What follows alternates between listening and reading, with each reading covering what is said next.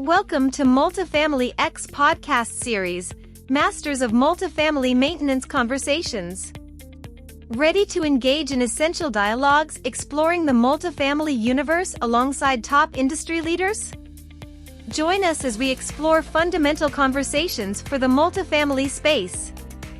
Let's dive in. Hello, everybody, and welcome to another episode of Multifamily X Podcast's Masters of Maintenance. Today's special guest is Dean-Fung-A-Wing. Welcome to the show, Dean. Thank you for having me. Dean is the CEO and co-founder of Kairos Water. Dean, walk us through your journey with Kairos. Tell us a little bit about your journey in general, professional journey, and then the specifics with how Kairos started and where are you today and where are you heading? In 2008, the market crashed. I was actually in the mortgage business as a branch manager of a multi-state mortgage company, sort of a brokerage firm, and got laid off in September of 2008. 2 weeks later, found out my first kid was on the way. And my wife worked for Citi out of New York, and she also got laid off. So it was an interesting time. I tell people I went from the top floor to the kitchen floor.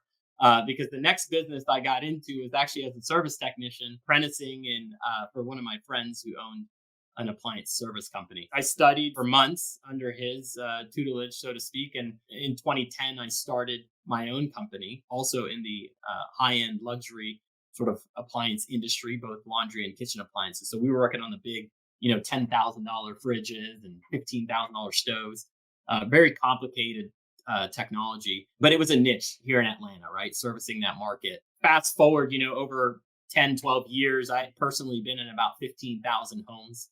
I'd seen over 3,000 water damage cases. And so back in 2017, 2016, I was actually looking around for some solutions that were on the market to help my own customers solve this problem, right? I wanted my customers to not have to have their $1 million homes destroyed but because an ice machine water line snapped, or their refrigerator was sub-zero refrigerator, which weighs like 600-700 pounds, had a line crack behind it, and it was, putting water on the drywall, creating mold, buckling these giant, white European oak floors. It was just, I have seen it thousands of times, and just water was just a very tricky thing to solve. And I looked at certain solutions like, little alarms that would go off, little puck sensors, and realize like, man, this is not going to fit underneath this dishwasher or this ice machine. Like, how are we going to? We have to get a probe and try to stick it under there. And what if the person's on vacation? And started just looking at the problem and just digging into it, and found out, at the time, I think it was like a $9 billion annual problem in the U.S. One of the biggest insurance problems. Like 14,000 people file insurance claims every day in the U.S. for water damage, right? And that's still true today. It's the single largest insurance problem in the world. I think globally it's about 300 billion. And I think in 2021, like Texas, like $21 billion of damage. So it's a pretty big problem. So I just was like kludging around for solutions. Like, can I just sell my customers the sensor that you can get at Home Depot? I'll just keep some on the truck, right? Or keep some in the car. And customers were kind of like, nah, like they didn't really care that much, because that's what insurance is for, right? Like famous last words. That's what insurance is for. Most customers had like a $500 deductible. So if they had to put like 10 sensors in their house that were $50 a piece, $500, it was just like one of those things that they just said, look, I'll just take my chances. And, if something goes wrong, I get a brand new, basement renovation, or a brand new kitchen renovation I've always wanted. And so the insurance companies were kind of left holding the brunt of it. But I said, there has to be a better way. There has to be a way for some of the more discerning customers that said, look, I would buy something like that. Because I started polling customers, asking them like, what if there was a sensor that could detect it and notify you with an app? And this is like, you got to think like 2016, 2017, like we're only like probably 5 to 6 years into like apps being a thing, right? And so the connected home space was something that was very new and exciting. And I just thought, what if I could just help them avoid this problem? So I said, all the solutions I looked at, they weren't good enough. Let's just come up with something that can really be comprehensive and allow us to detect leaks in all the varying ways that it tends to damage a property, right? It could be the water heater, it could be the air conditioning, it could be plumb sources, unplumbed sources. It could be the dishwasher, the refrigerator, the window, who knows, like some pump in the basement. There's just so many things that can go wrong that I've seen happen in a home that I knew, like, really step back and say, how do we tackle this sort of holistically, as opposed to looking at just, oh, we're just going to come up with this one good idea and that should take care of it, right? And you've got a lot of experience, Adrian, with this issue, and that it's not always the same. Sometimes it's slow, and that could be dangerous because then that creates mold. Sometimes it's really fast, it's a rupture and everyone's freaking out. But if you're not there, then you just come to soggy carpet and drywall when you find out about it when it's too late, right? So sometimes you can just like wait for things to show up and blow up. It was just one of those things where I said, I got to solve this problem. So in 2017, I met an early advisor and now board member to the company, Lawrence Eckelboom. And I told him, I said, look, what do you think of this idea? You've built an app, it's successful. I don't know anything about building apps. What do you think if I build this connected water leak detection device and, tied it to a water meter with a shut off? And this was like in 2017, 2016. And he said, honestly, like, I really do see that this is kind of like a fire alarm, right? This is the technology that probably one day be mandated by either insurance companies or building owners, right? This is something that's just standard because there's going to become a time where it's kind of like, well, how did you not know that there was water in your building? Like, why are you surprised? Right? Because this is a solvable problem. I don't know how to stop hurricanes, fires, and floods, but perhaps we could do something about water damage. So that kind of was like the start and the genesis of the company. I started the company in 2017. We spent 3 years in research and development, talking to multifamily owners, talking to commercial real estate owners, getting feedback on pricing and the technology and how they want it to work, talking to maintenance teams one-on-one. And it wasn't until 2021 that we actually launched product. And from our very first customer to now over 15,000 multifamily apartments, I think we'll be in over 30,000 units after the end of next quarter. It's growing very fast. And all of our customers, about 100 properties that we're in, not a single customer has experienced water damage post installation of our technology. We've seen a quick ROI, and with thousands of sensors, not having any insurance claims post installation is kind of unheard of in this space, right? So, insurance companies are starting to pay attention to what we're doing. But at the end of the day, like, the technology is amazing, but I really am looking at what is the outcome, right? Are they succeeding, or are we just selling tech just to sell tech, right? And I think that's like the heart of the company is really, technology for moments when seconds matter. It's a true operational technology as well as a sort of sustainability play when you look at sort of water losses in a building, also being sort of connected to the energy usage in a building. So we can be both sustainable with our resource, water, but we can also help protect these very valuable assets from sort of all this risk associated with it. So that's kind of what we've done. We'll continue to develop sort of operational tech as we start to engage with more and more maintenance and building engineers and asset owners and managers. What are the problems they want to solve that are kind of like no one's really paying attention to, but it's a big problem and we need to take care of it. And we just continue to create solutions, custom solutions for them. That's kind of the genesis of the company, where we've gone in the last 6 years since inception. It's amazing to me that you spent like 3 or 4 years just doing research and just talking to operators, multifamily operators. So I want to go back to that particular time where you did your discovery and share with us, please, what are the things that you've learned? What were the concerns of the operators at the time? And what are the concerns of the operators today in 2024? There's your qualitative acknowledgement that there's a problem, and there's a quantitative acknowledgement that there's a problem, right? So if I ask you, is water damage a problem? And you say, yeah, it happens all the time, right? And I say, okay, well, how much does it cost? And the next, thing that comes out of their mouth is crickets, right? Like, I don't know.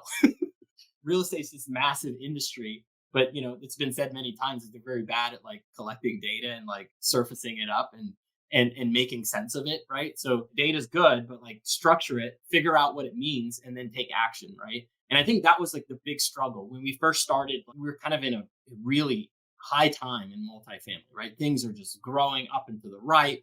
NOI is spiking. People are making money hand over fist. Assets are trading. It's just a good time in the market. If you think about when we were doing discovery from 2017 to really about 2021, it was good for a couple of years. And in 2020 happened, and suddenly everyone is scrambling, right? and figuring out what to do. And I think like there's a couple of things that were happening in parallel outside of what was happening inside the multifamily industry. And one of the key things was there was a lot of capital flowing into the economy from this sort of zero interest rate environment.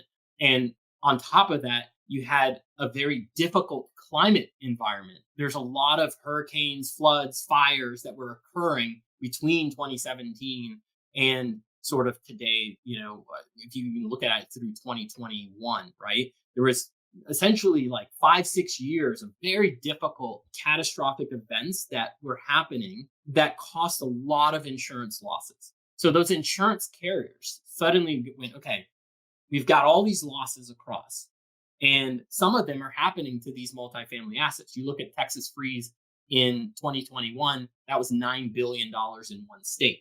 You look at California fires and you see insurance companies pulling out. You see Florida hurricanes coming through, some assets on the coastline, 80s, 90s stick-built properties getting wiped to the ground. At some point, insurance companies come around and go, you know what? These prices need to go up because these losses are too high. Initially, you look at providing a solution, and the first question in mind of an asset manager is like, what's the ROI? If qualitatively I can tell you water damage is a problem, but then the next thing I ask you is how much does it cost, and you don't really know, but you're making money and NOI keeps going up, and your deductibles are fairly low. When I got in this business and I was polling customers, so what's your deductible, right? So I'm trying to derive the ROI formula for them and saying, well, how many water heaters did you have bust? How many dishwashers leaks? How many floods did you have, right? And they're just giving sort of surface level data. Well, your ROI calculation is incomplete, right? You just don't know how much the problem costs. So the only thing they were focusing on was how much the solution costs. And so it's hard to make any kind of, transaction where you say, look, I'm going to provide you value. And they're like, oh, well, our NOI keeps going up. Our property values keep going up. My insurance deductibles are low. I'm like, well, this is going to be difficult to sell. Well, what if we didn't sell you the hardware and we could just prove it to you? We could do a subscription service. Well, that impacts OpEx. And they're like, not a chance, right? So it didn't work. Like, no matter how we wanted to make this work, everybody liked that it was a good idea, but the willingness to pay for it was a difficult thing because there just wasn't enough pressure, I think, from the market to do something about operational expenses. And then you would meet with the maintenance guys, right? And the maintenance guys would tell you the truth. And I always loved meeting with the maintenance guys because I'd meet with the property manager or the asset manager, and they would say, it's not that big of a deal. We every now and then we have some leaks, maybe, $10,000 here or there, or $5,000 here and there. You talk to the maintenance guy, he's like, man, I'm dealing with like 4 or 5 leaks a week. I'm like, really? From what? Water heaters.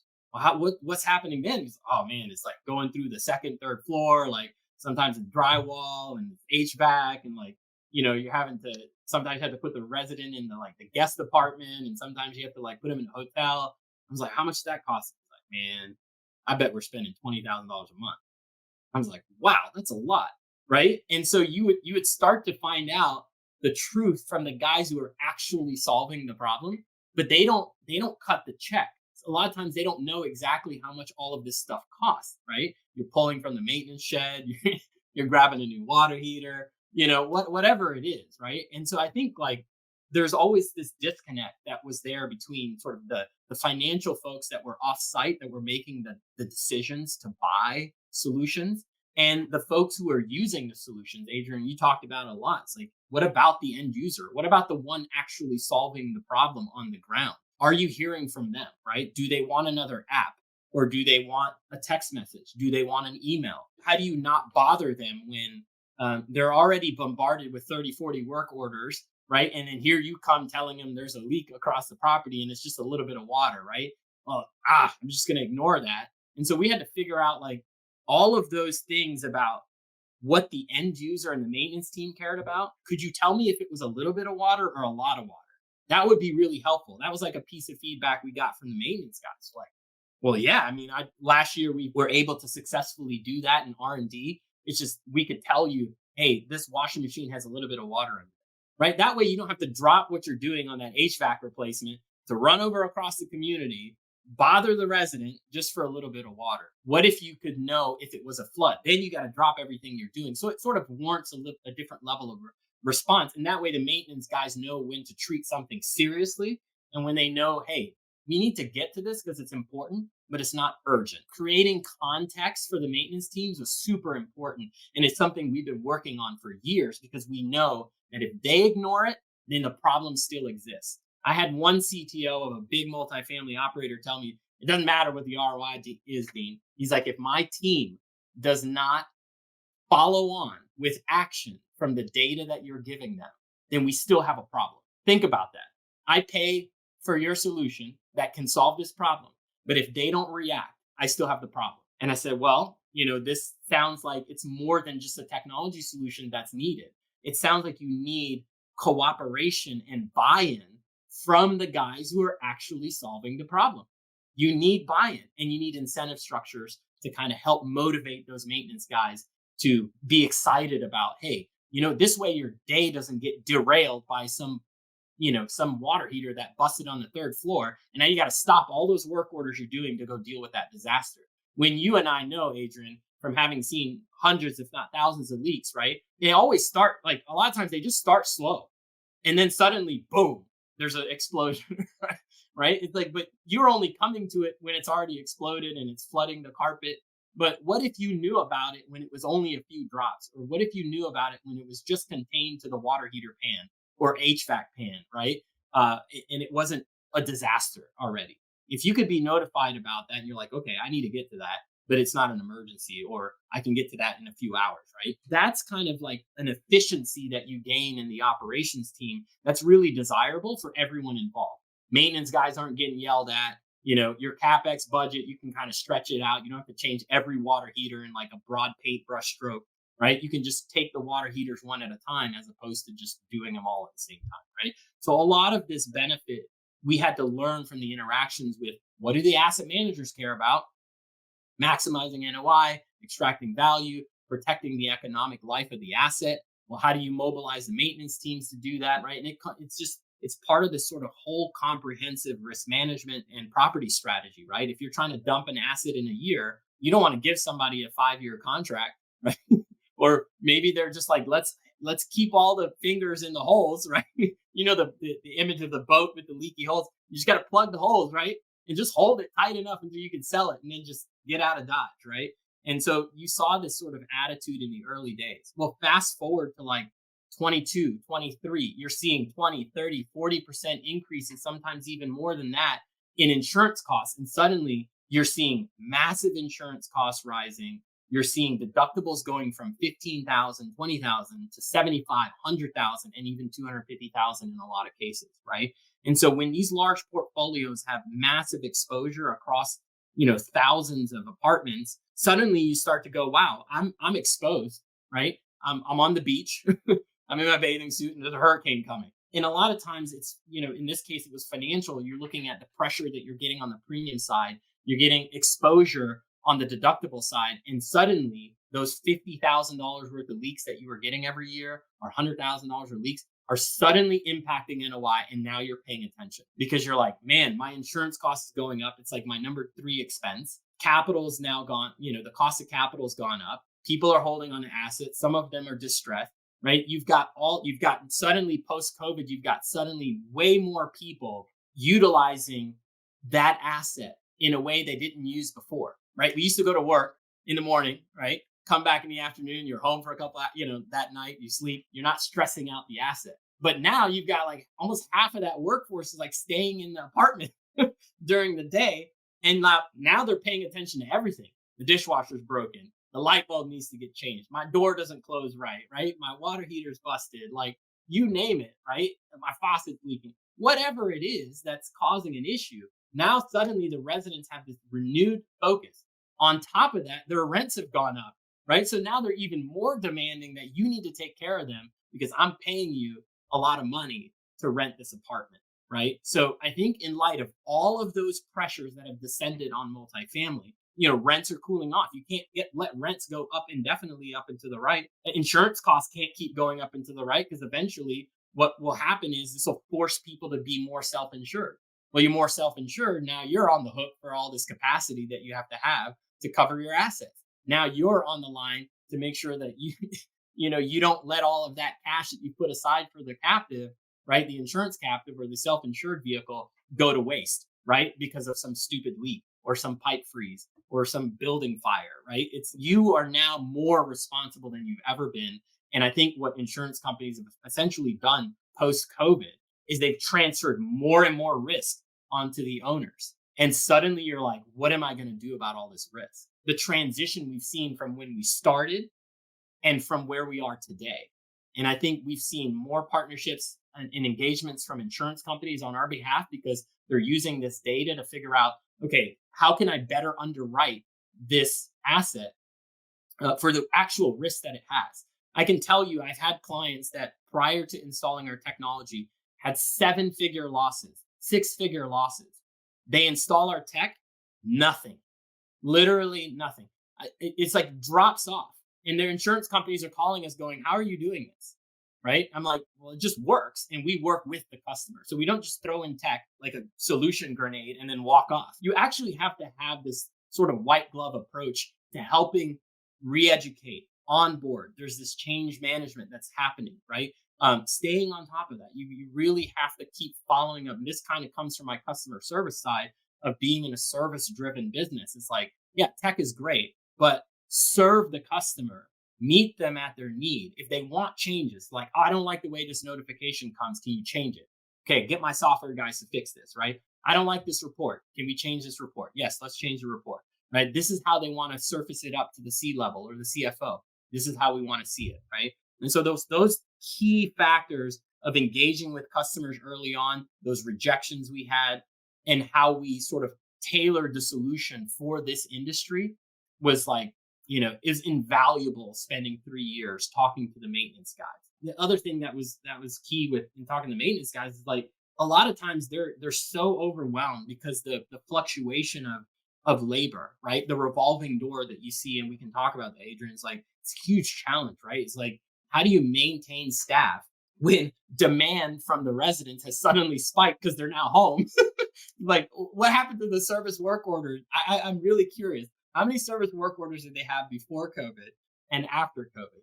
That would be an interesting conversation to have. But, getting the feedback from the maintenance guys and the chief building engineers, absolutely invaluable. Talking to the asset owners and the asset managers about how they want to pay for this, also invaluable. So we learned a lot of lessons. Dean, next I want to go into specifics about what is your product doing. So let's just talk about the ROI.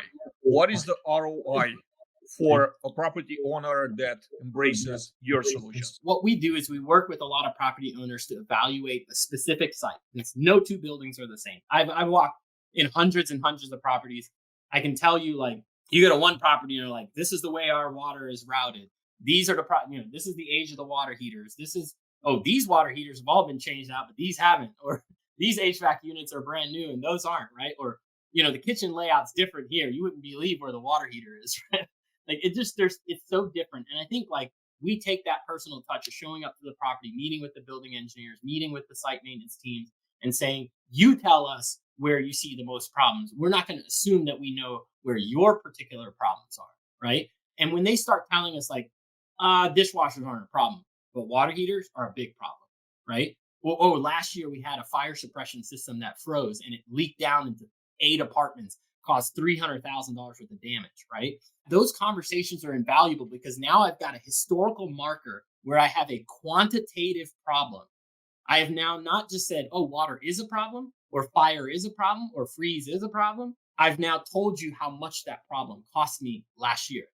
And I say, okay, if this year I can prevent a pipe freeze, if this year I can prevent another water heater from destroying and getting out of control, I can't stop the water heater from leaking, but I can tell you about it early enough because the name of the game with water is get to it as fast as possible. There is actually a curve of exponential cost the longer a water problem goes unnoticed. If you go from a reactionary state where it's like, we'll just wait for the resident will tell us. Really? That's the experience you want to create? Is you want the resident to be disrupted for you to react? That's insane to me. I want the experience to be, we just noticed something going on with your HVAC. We'd like to come check it out.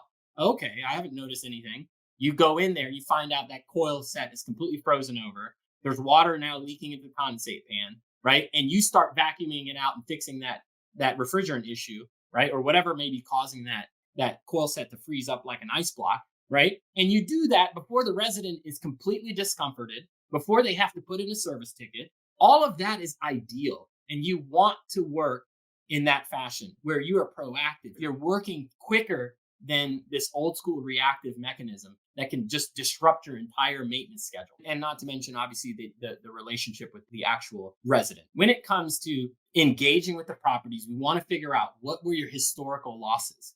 Can you just tell us like the most common areas, the biggest problems that you've had historically? Once we know that and we assign a number like, hey, when a water heater busts and we had reacted in the past, it cost me anywhere between like $1,500 and $15,000 per water heater. And more so on the second and third floor, not so much on the first floor, right? The first floor, we're on slab, no big deal. Would it be fair to say if next year, if I stop a water heater in its tracks because I notify your maintenance guys early enough when it was just in the little pan, you had water in the pan build up because the galvanized tank started rusting, you had a little bit of water heater was working fine, the resident didn't complain, you never got a service ticket.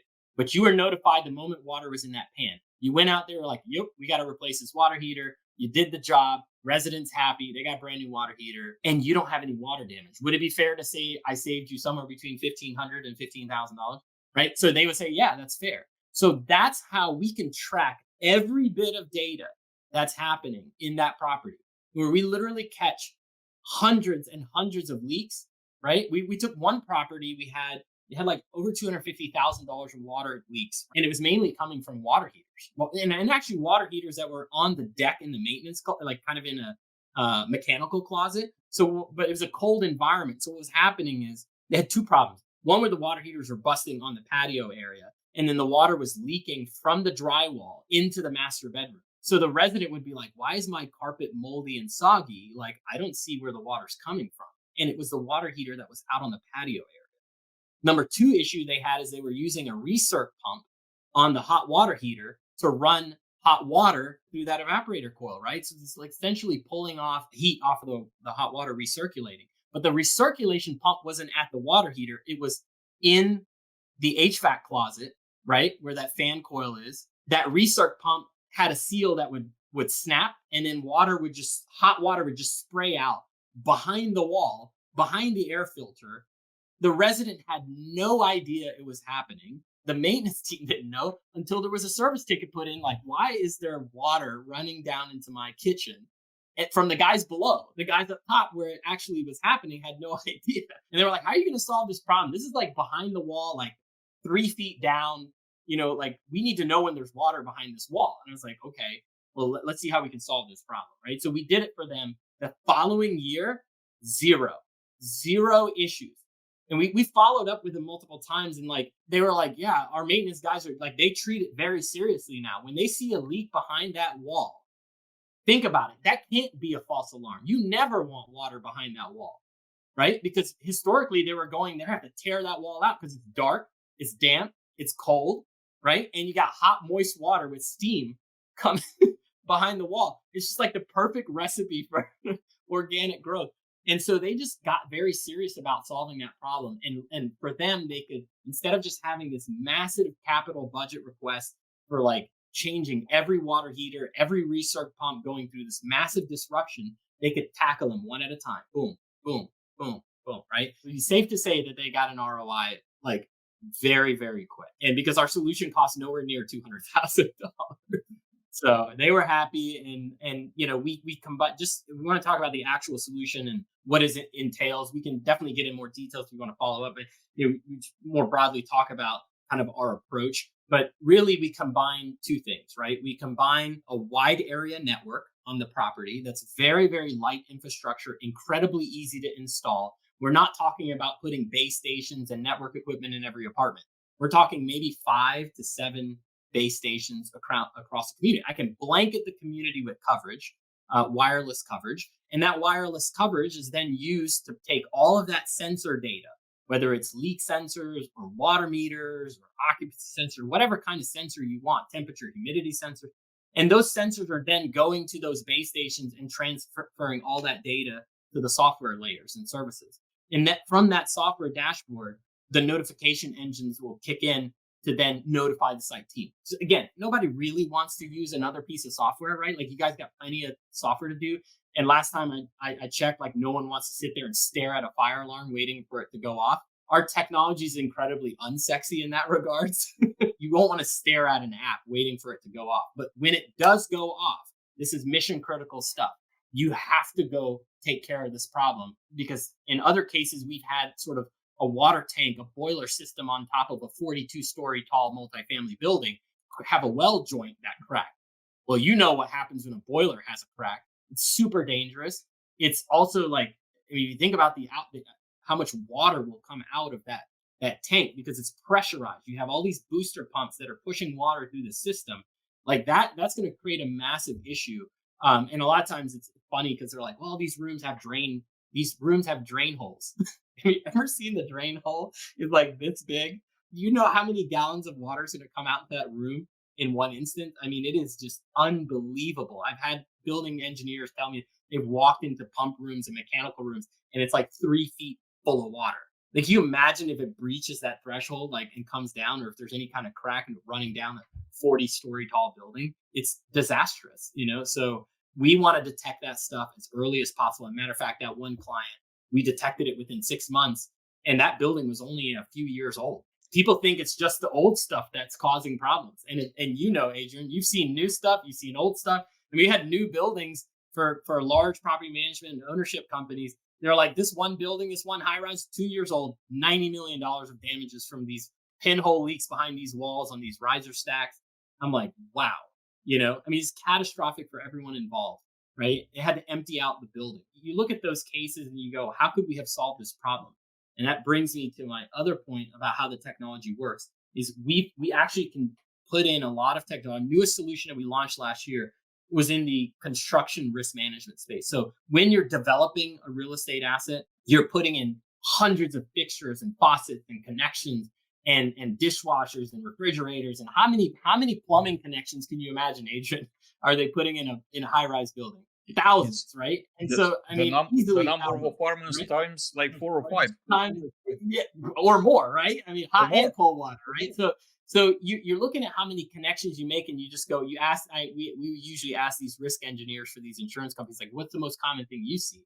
And they're like, just human error. You can't predict when it's going to happen, but you know it will, right? And it turns out that 55% of construction claims for insurance are for water damage. And the average claim on a high-rise building is $10 million.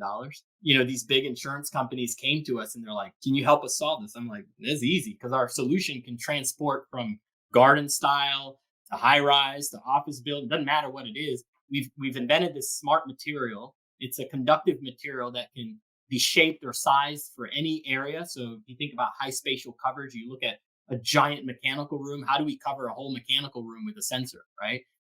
We've developed the strip sensor, to create containment areas where if water were to leave this threshold, you would instantly know about it. We created special sensors for high moisture environments like bathrooms. You're like, well, I don't want to get a bunch of false alarms from the steamy shower. Well, we fixed that because we can actually print the sensor in a way that it's less sensitive or more sensitive based on the environment.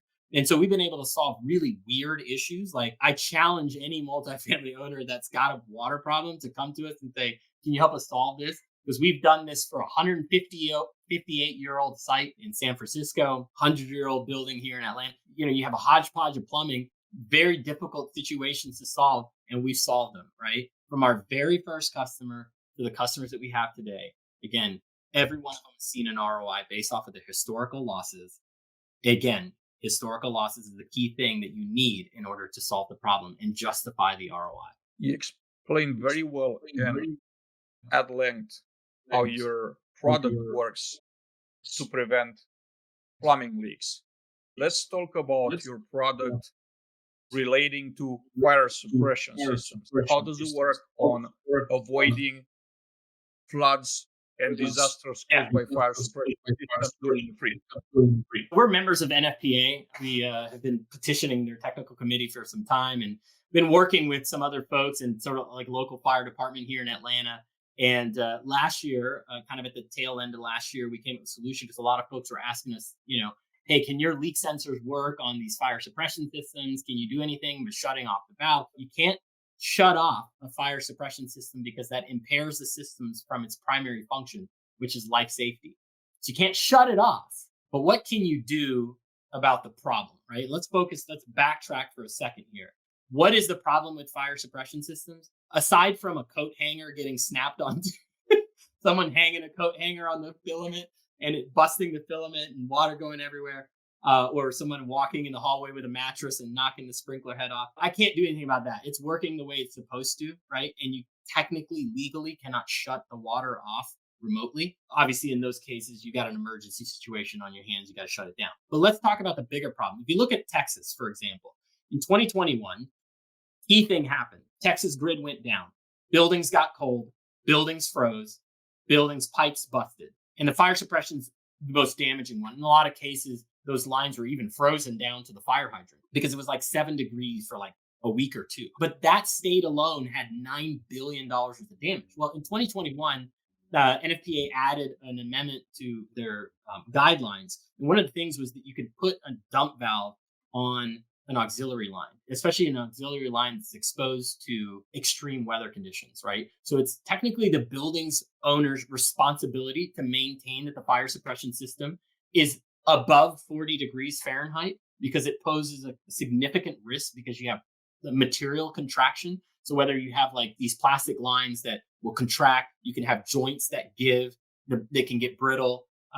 You can have sort of valve connections and seals give out. Why is this a problem? Because technically the environment should be over 40 degrees.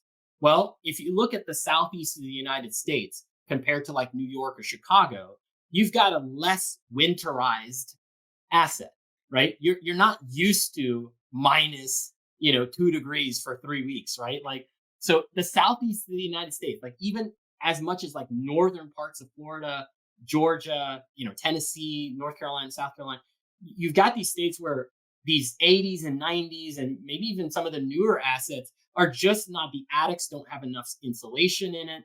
Where your wet systems are, they could easily be exposed to drafts coming up through the soffits. You could have a lot of really, really cold air coming into that area, and that causes those pipes to freeze. So what we came up with was a solution that could effectively let you know what not only the ambient temperature is, but also the temperature of the suppression system itself. And in doing so, the user can be notified of that temperature, and they can do one of two things. They can either recirculate water through the system, right, through an auxiliary valve, or they can go on fire watch. Because the alternative, the third option is the pipes freeze, the pipes bust, it's 2 a.m. in the morning, 10 apartments got flooded, a fire alarm goes off, all the residents have to go outside because you don't know if there's a real fire in the building, right? The fire department comes out, has to walk the entire property. Now you have to be on fire watch until the fire suppression system gets fixed. But guess what? You're not the only building in town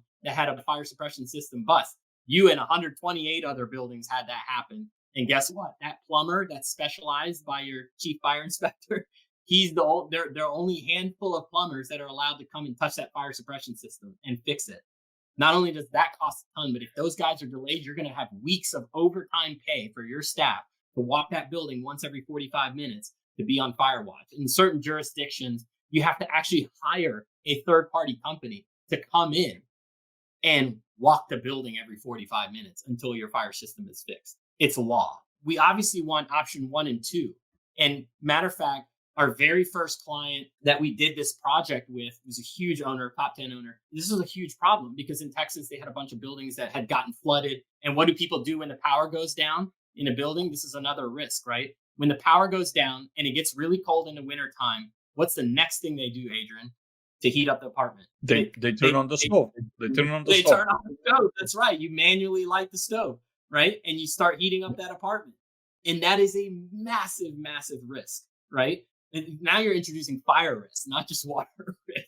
But so we saw that happen too, and it was disastrous for some. We're taking this overall comprehensive risk management approach to areas that typically people thought, hey, there's no solution for this. We just have to take it on the nose and the insurance company will take care of it. And The residents will understand. You're erring on the side of like good-natured humans here. But in light of them paying record rents, do you think they're going to be tolerating consistent maintenance issues at a property? I don't think so. I think if you had solutions that can tell you about these problems long ahead, this first customer where we installed this solution for, we installed on January 4th this year. And within like 3 weeks, the temperatures of the attic had gotten below 40, immediately sent a notification to the chief building engineer. They saw that the temperatures that night, according to the weather forecast, were going to drop into the 20s, low 20s. Well, sure enough, the ambient sensor could tell that the attic was dropping very fast, like within hours, down to 32 degrees. And that night it had gotten down to 20 degrees. Well, luckily for them, they went on fire watch. Once they saw the temperatures were approaching freezing, they could drain the lines of the system. And that way there was no risk to the asset. And they just had to pay for a little bit of overtime for somebody to walk the building every 45 minutes. In the morning, when the temperatures start to rise, they could turn the system back on and go back off of fire watch, right? This happened multiple nights in a row. And one of the nights, they actually caught a crack in one of the lines, the leak sensor. They were able to detect that there was a small crack in one of the lines from it just being an old line. And they only had to pay $3,000 for a specialized plumber to come and fix that line, but they didn't have any damage. Last year, over $300,000 worth of damage because of the apartments flooding. Same building, same issue. The following year, zero water damage. And the only difference was they knew what the temperature of the pipes were. And that's it, right? Like once you know, then you can act and be responsible. But if you don't know, now you're in a reactive state, right? So again, data is great, technology is great, but if you don't act on it, you don't get to experience the ROI. And that's the key, right? And so this team is now gunning to say, how can we solve this problem in the Southeast of the United States? How can we help? All these assets that we have that are exposed. We don't know that they're exposed because we're just kind of waiting for something to show up or blow up. And I just think there's a better way of doing things. Kitchen fires. Help me understand the solutions that you're developing to prevent kitchen fires. I can't prevent somebody like wanting to like turn their air fryer on or like have a grease fire and add water to it. I mean, I can't stop. People will do what people do. Again, the name of the game is solve these problems as fast as possible. With just water is just like fire in this sense. The faster you respond, the more likely you are to limit the exposure. It's all about limiting exposure. We have these like sort of gaudy things that are like underneath the vent hoods. Kitchen fires can come from lots of different things, right? You could have a controller system. Like if you think, oh, we're not going to use gas, we use electric. Okay, great. How many control boards have you seen burn up? How many limiter switches have gotten stuck or regulators, burner regulators gotten stuck where the internal contact is welded shut and that burner stays on. The resident has no idea. They put a pizza box there, brand new building, burn up the kitchen, right?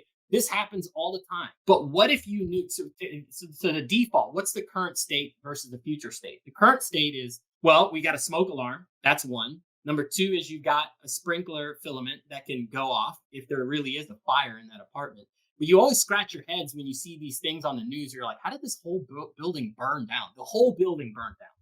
I don't understand that. What's the first thing that happens when that fire starts to get out of control? That kitchen gets really hot. Should a kitchen ever be more than 90 degrees? Not really, right? I mean, call it 100 degrees. What if you knew that the cabinets above a microwave were 100 degrees? Instantaneously, you were notified. You could notify the fire department. You could notify the chief building engineer, the maintenance team, the office staff. Hey, apartment 101 has temperatures over 100 degrees. Get up there now with a fire extinguisher. And you can do that with a device that is incredibly low cost, non-obtrusive. The resident can't mess with it. They don't even know it's there half the time. It is an easy problem to solve. You don't need shutoff valves. You don't need $500 pieces of fire suppression systems. You don't need all that. You just need to know when it's too hot in the kitchen and then go solve that problem as fast as possible. Because you're also relying on a resident being awake. You're also relying on, what if you get a false alarm? You got resident burning a steak. They're not necessarily burning the kitchen down, but smoke alarm goes off, starts beeping. They rip the battery out of it. Take the thing out of the seal. You've never seen that, Adrian? You don't know what residents are doing and you have to get ahead because ultimately as an owner, as a manager, you're the one responsible for the condition of the asset because the economic viability of the asset ultimately is dependent on its physical condition, right? If you don't have good physical condition, nobody wants to rent from you, and dot, dot, dot, dot, dot. That's why I'm encouraging, folks to seriously consider like looking at a simple solution, low cost. There's no additional operating expense for like adding this type of sensor. And if you already have our network, you can just bolt on this solution. And it's very, very simple to just be notified when things are not headed in the right direction, so to speak. I just wanted to say, I don't think it's ever a good idea to outsource your preventive maintenance and risk management to your residents if you're an operator. The times, Adrian, that I've heard that from even the maintenance guys, it's like, oh, they'll just let us know. Okay. Is that the way you want to respond? It never ends well. Let's chat about your HVAC solutions. Let's talk about those. Yeah. So years ago, we had a client come to us, prospect come to us and say, look, we've gotten some issues with organic growth at a particular property, right? They could not figure out why there was organic growth on the walls, right? It's a dirty M word. Nobody wants to talk about it, right? This is maybe more particular to audiences that have properties in the Southeast or properties that are exposed to high humidity. The thing with an HVAC system is it's doing two things, right? It's recirculating air and it's filtering air. And in the recirculation of the air, it's either heating air or cooling it, and both of which remove moisture from the environment. Either goes out of that flue or it goes down that condensate drain pan, right? A lot of people don't know that like an air conditioning system can pull like 70 to 100 gallons of water out of the air, right? That's not a plumb source. So shut-off valves won't do you any good, right? But as well as I know, if you don't have tabs in that condensate pan, if you don't clean that condensate pan, you don't blow out those lines, what happens, Adrian? It backs up. You get water coming out of that, and it's not clean water, is it? It's nasty water. That's one risk that you have. I don't know that there's water in the condensate pan, and we got an overflow pan. It's got a drain. Okay, great. You want to wait until it's in the overflow pan, and then there's this float switch that sits in the overflow pan that then floats up and does what to the air conditioning system? What's it do? Turns it off, right? Now the resident's like, hey, my HVAC's not working, and it's 96 degrees in Georgia. And what happens? Humidity goes up, temperature goes up. Now your maintenance guy's got another service work order. What if I could tell you there was water in that pan the second you got water in that condensate pan, the overflow pan, before the float switch ever went up and before it cut off the air conditioning system? You've been notified by it right away. That's one solution that you can be notified of. The other thing is residents, again, can be challenging sometimes, right? It's hard to beat a resident sometimes. You'd be surprised at the things that get damaged or destroyed because of a resident. I think like one of the key things is, residents think they can solve a problem by taking this behavior or taking this action, but really they're creating another problem. And one of the key areas that we saw was actually in and around the HVAC operation. So in Florida, it gets hot. Residents want to save money. I get it. Utility expenses are high. What do? Turn off the air conditioning system.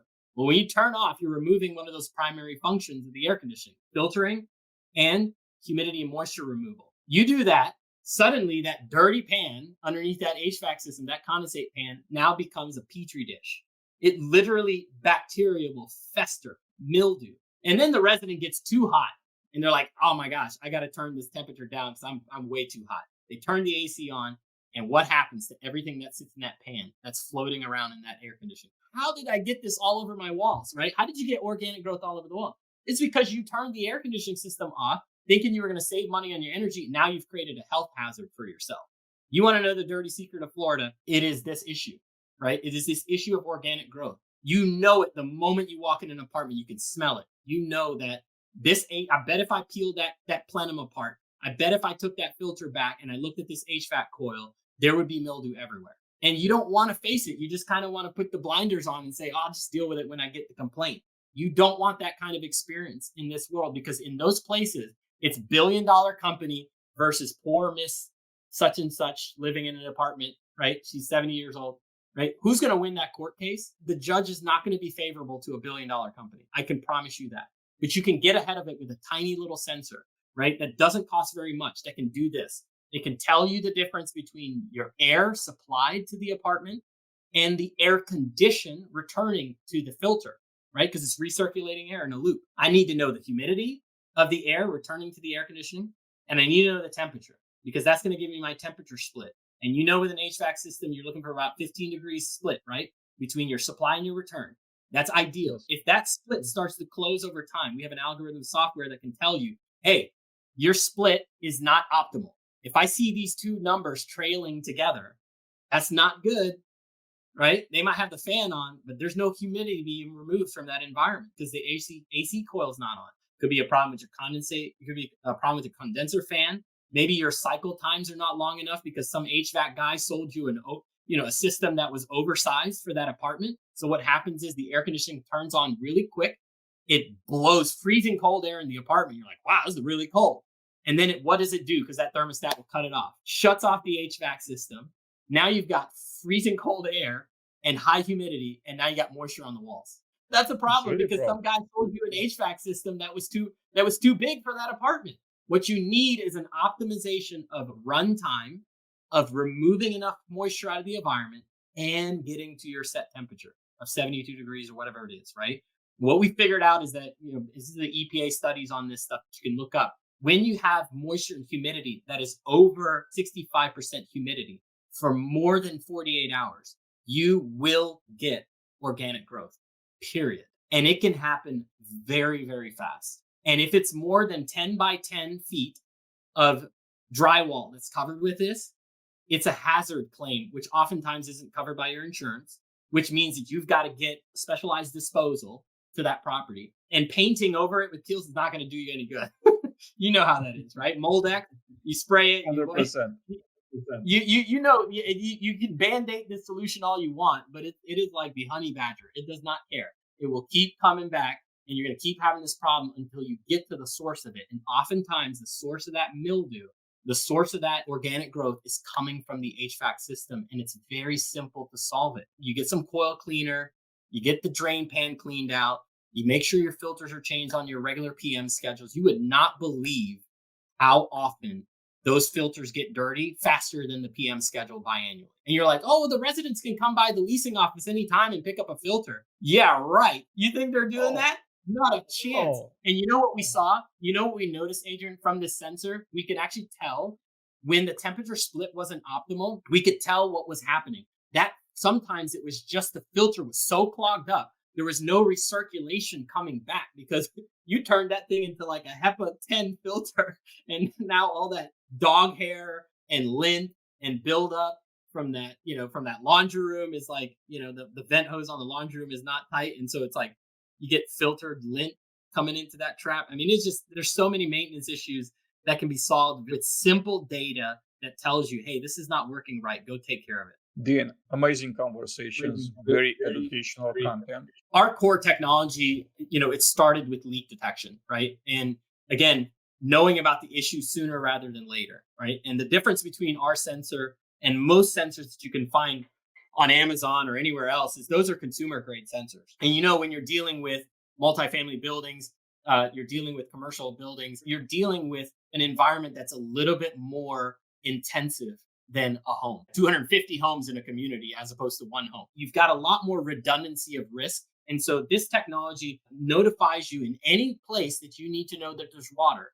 The moment that there's water in that area, anywhere behind the dishwasher, in the front of the dishwasher, the water heater pan, the HVAC closet, the washing machine, laundry room applications, hydronic pumps. We've seen all kinds of areas, PTAC units in places like New York. We created a specialized sensor just for PTAC units because, again, we print this material, this conductive material, and that conductive material is attached to this little module, and that module sends out a signal. It's operating on a 10-year battery. It has the ability to transmit a signal through 5 to 10 floors of concrete in a commercial building. That means that you have to have 35 times fewer base stations to collect all that data. You've got this broad covers. Now you've got visibility across your site of the real-time risk. And coming very soon is severity context so that your maintenance guys aren't seeing a bunch of signal noise and they're ignoring things, right? Those are newer sensors that we're coming up with. And really what we've seen from customers is that they're avoiding insurance claims. We can't stop water from entering into your property because I'm not responsible for the condition of the water heater. But when that water heater does give out, instead of you being blindsided, instantly the moment water's in the pan. It's behind a wall. It's in the ceiling in the closet, right? Sometimes you have those pancake air conditioning units. That's difficult to solve. The metal pan in the ceiling with a drop down, right? How do you know when there's water up there, right? Because it's a metal Don't. tray. You won't know until it ends up outside of the metal tray and into the actual closet on their purses, on their Gucci clothes. And guess what? When it's on a resident's clothes and they complain and you say, oh, you got to file a renter's insurance claim. And then you have subrogation because the renter's insurance company says, is it the resident's fault the air conditioning system is leaking? I don't think so. So then they go back to the general property casualty insurance policy and they subrogate that thing. Just know that the days of being able to push things onto renter's insurance is going away very, very quickly. And the solution that sits in between the real estate owner and the insurance company is the solutions that we provide. Real-time risk data, what we call building telematics. It lets you know what is happening in real time. That's the water leak detection solution. We can combine that solution with shutoff valves, which is a more capital intensive project and it's not for everybody. You can do it on the beginning of a building's life cycle. So if you're constructing a building, I highly recommend that you start with automated shutoff valves and leak detection solutions, because now you're providing sort of this blanket gold standard of like risk management protection for the entire life cycle of the asset. It's like, imagine just never having catastrophic issues in that building and being able to hand that off at disposition and saying, look, we haven't had historical losses. We haven't had historical insurance claims. You can acquire this asset at a much better value, right, comparative to someone else, because our maintenance record is stellar. That is the solution on leak detection, sort of shutoff valves. We do have water meters that can give you real-time data on the consumption. And if you have a pipe burst or if you have a low pipe temperature, those things can be also seen through sort of our comprehensive leak detection and water management technology. Then you have sort of other technologies that we combine in conjunction with those technologies. It's like the freeze protection, right? So we look at freeze protection packages. We're looking at both shutoff valves that are rated by NFPA. I believe we're one of the only ones in the country that have this solution right now. And it is specifically designed for fire suppression systems. And then you've got not only leak detection in the fire protection package, but you also have the temperature monitoring. So you can see the ambient temperature, you can see pipe temperatures. You can then use this data to avoid having pipes bust in the middle of winter with you have these cold snaps. What you're going to see in this country is that more and more of the climate, as that polar vortex pushes further south, you're going to see more and more extreme cold weather in the wintertime in Texas, in Georgia, in northern Florida. You're going to see more and more cold weather. It's going to get normal. And if you're not prepared with a solution, you're going to be surprised by this. You will have large insurance claims. You'll have residents that are going to have to get kicked out in the middle of the night when it gets really cold. This is a problem. You can also, our system is also designed to notify your local fire department to let them know, hey, we've detected a freeze condition. We're going on fire watch, so that you're in compliance with local safety regulations. You can notify the alarm company in case you need to bypass the flow switch. All of this can be put together in a package that allows you to provide protection in case of a winter freeze, cold snap, where you don't have to tell the residents, oh, just drip the faucet, right? Like you're wasting water and it's unnecessary, right? Because there are ways to, once you know the data, you can respond to the data. Next is this fire protection, solution around kitchen fires, right? Again, we are not by any means saying that this is replacing your fire suppression system. This is replacing your building's fire protection systems, which are all regulated by fire departments and local codes and all that, right? You still have to have all that. But I'm telling you, there's actually a step before any of those systems go off. And that is just knowing what the temperature in that kitchen above that stove is in real time. You knowing that is the difference between you stopping a fire in an apartment and not. If you knew that that apartment was 100 degrees, Adrian, you could get to it with a fire extinguisher. You could wake up the resident, open that door, get in there, solve that problem before it spreads to the whole building. Again, you can also notify the fire department just by the moment that kitchen's over 100 degrees, notify the fire department via text message, email, phone call. You can notify your local building engineer, your maintenance staff, your property management team. Everybody needs to know the moment that apartment's over 100 degrees. Simple solution to a problem nobody ever wants to think about. But this is a life safety issue and it's no one else's responsibility except for a building owner to make sure that we take care of that building and make sure we protect residents. So we're here to help if that's something that folks are interested in. Another solution, which is our HVAC sort of monitoring solution that we have. We've been testing this for years. The problem with HVAC monitoring is that, again, these HVAC systems were like $1,500 HVAC systems to replace the whole stinking thing, right? So what we found out is that A lot of folks don't want to spend money. They want to spend $1,000 on some complex solution that can tell you if it's the capacitor or the compressor or the fan coil, or you've got a short somewhere or some sensors off. We don't need all kinds of telematics on the HVAC system. You need to know, what is the condition of the air returning to the HVAC system? What is the humidity in the environment? What is my temperature split? What is my cycle runtime? Is it too short? Is it short cycling because you oversized an HVAC system? Or is it running optimally? Did the resident turn it off for 48 hours or more and the humidity is over 65%? These are data points that matter. And there's a simple solution, the same one that we use for the freeze protection package, the same one we use for the fire detection in the kitchen. All of that can be utilized also with the HVAC solution. Very simple. You can bolt it on. There's no additional OpEx expenses for bolting on additional solutions. And a lot of times when you already have our network in place, our network is very low cost. You're talking a couple $1,000s typically for our network. So these are very simple, affordable solutions, quick ROI, focus on the problem, create solutions that your team can actually win with. Operational technology, typically not resident facing. We don't have apps for residents or anything like that. It's just for the maintenance and building engineering team, and then also for the asset management and property management team. One of the key benefits you get is to avoid any kind of organic growth claims, which is not only a health safety issue, it's a resident comfort issue, it's an operational efficiency issue for your maintenance engineers. You can extend your CapEx. These are huge benefits for having, because what does a maintenance guy do if he gets 4 or 5 complaints on the HVAC system? What does he do, Adrian? I'm just going to go grab one from the shop. I'm going to replace this compressor. I'm going to pump it full of refrigerant, and we're done. They've got a brand new HVAC system, and it wasn't needed because it could have been something as simple as a capacitor. So when you talk about centralized maintenance, why are they doing that? Because they're consolidating the skill set into a specialized team to tackle these issues at the properties, because they know they're bleeding cash out because of inefficiencies in the maintenance team. And there's ways to solve that problem with data to say, hey guys, these 10 HVAC systems are the worst offenders in the whole community. You need to focus on these 10 HVAC systems. Don't worry about doing PMs on all the other, 90%. Just focus on these 10. They are the ones that are the problem children. You got to solve that problem. And that's how you get to it. Yeah. Super interesting conversation.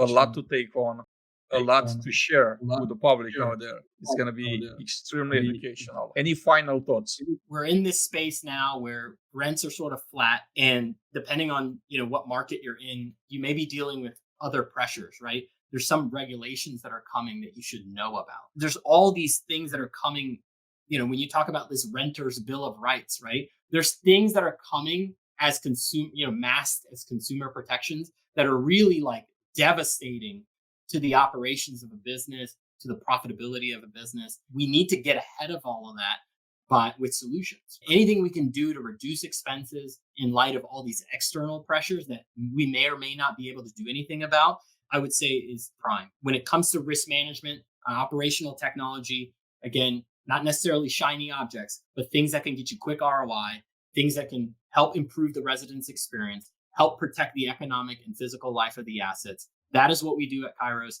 We'd love to help you, and feel free to reach out if you have any questions or inquiries about it. It was amazing having you today with us here.